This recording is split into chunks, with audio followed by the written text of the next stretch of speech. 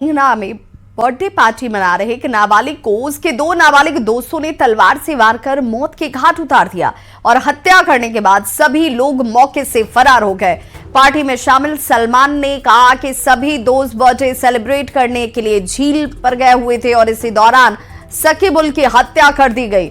पूरे मामले को पुलिस ने संज्ञान में लेते हुए मुकदमा दर्ज कर लिया है और आरोपियों की तलाश में जुट गई है।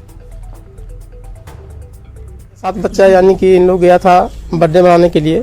उसी बीच में मेरा बच्चा को पहले तो बताया कि रड से गिर गया था, भुका गया, यहाँ भी पता चला, लेकिन बाद में फिर पता चला उन्हीं लोग से कि हथियार से मार दिया मेरे बच्चा को। केक लेके हल्का से साइड गया, फिर वापस आया तो देखे 4 गो लड़का आधे उसको पकड़ लिया और जिसके पास आधे गोयाली था वो आधे यहाँ सीना पे मार।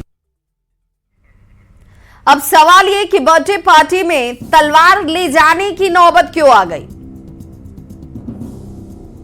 क्या पहले से सकीबुल की हत्या की प्लानिंग रची गई थी?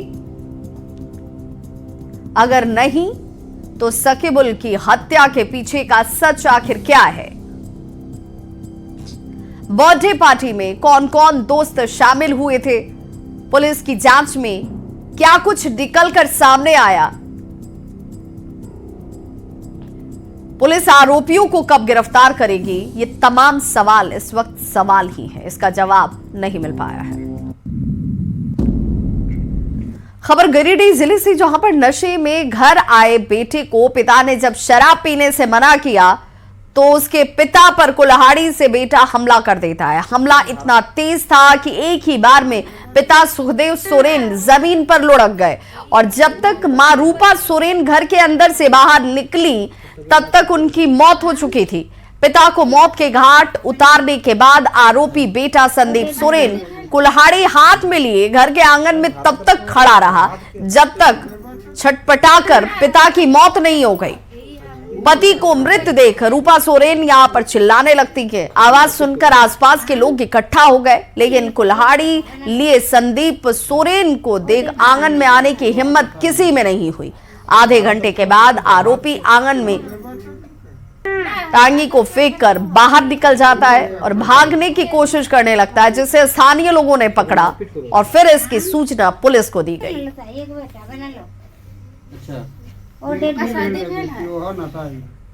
और अब बात कोरोना के नए वेरिएंट JN.1 की। जी हां, कोरोना के नए वेरिएंट JN.1 को लेकर बोकारो स्वास्थ्य विभाग भी अब अलर्ट मोड पर है। सदर अस्पताल बोकारो में संभावित कोरोना मरीजों को देखते हुए विशेष वार्ड बनाकर सभी तरह की सुविधाएं उपलब्ध कराए जाने की बात कही गई है।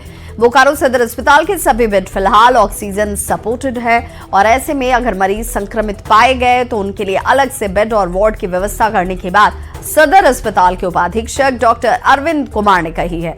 इसके साथ ही उपाधीक्षक ने नए साल को लेकर बोकारो के लोगों से अपील की। उनका कहना है कि नए साल में बाहर से लोग बोकारो आते हैं और ऐसे में इससे सतर्क रहने की जरूरत है।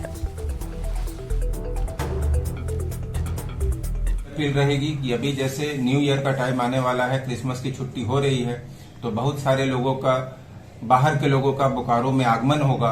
तो ऐसी स्थिति में सबसे पहले कोविड टेस्टिंग की जो प्रक्रिया चालू होनी चाहिए वो हमारे रेलवे स्टेशन, बस स्टेशन, और अगर कोविड का संभावित लक्षण जो भी पहले था वही चीज अभी भी है, उनमें अगर कुछ लोगों को ऐसा लग रहा है और अगर साथ ही साथ अगर सांस में तकलीफ है तो उसके लिए वो लोग सदर अस्पताल में भी आके अपना तत्काल बेस पे कोविड टेस्ट करा सकते हैं। और अगर संभावित लक्षण वाले मरीज आते हैं और उनका रिपोर्ट अगर पॉजिटिव आता है तो हम लोगों ने उनके लिए भी तत्काल में 10 बेड का आइसोलेशन वार्ड हम लोगों ने बना के रखा हुआ है।